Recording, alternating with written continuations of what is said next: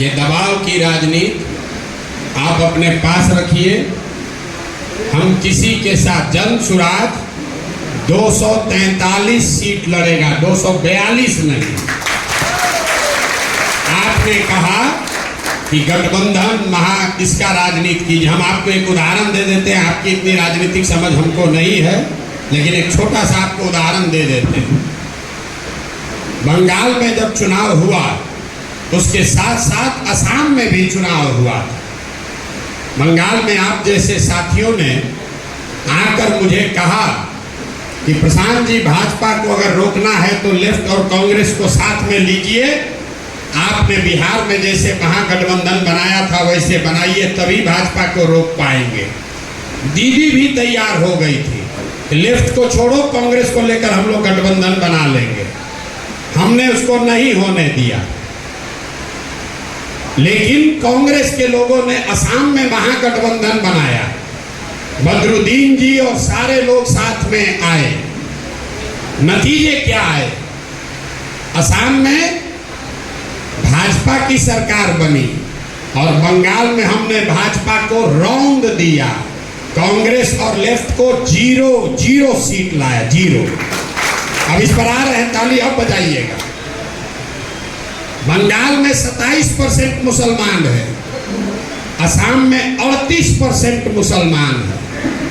38% आबादी वाले असम को आपके राहुल गांधी महागठबंधन बनाकर नहीं जीत पाए, और 27% मुसलमानों वाले बंगाल को हम 48% वोट लाकर जीते हैं, क्योंकि हमने मुसलमानों के वोट के नाम पर नहीं जीते हैं। हमारा फॉर्मूला है minority of majority and majority of minority. मतलब 2/3 मुसलमान और 1/3 हिंदू, अगर इसको साथ ले लोगे तो आपको वोट मिलेगा 40-45%। और अगर सब मुसलमान का वोट लेने के लिए गठबंधन बनाइएगा तो मुसलमान का वोट तो पूरा मिल जाएगा, लेकिन हिंदू का वोट छटक जाएगा। तो बंगाल में हमने 1/3 मुसलमानों का वोट बंटने दिया।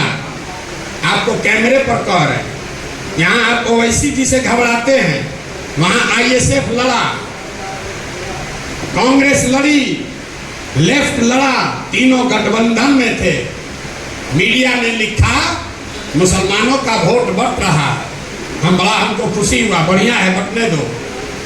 मुसलमान का 1/3 वोट गया उधर, लेकिन 2/3 वोट रहा TMC के साथ, और 1/3 हिंदुओं का वोट हमको मिल गया।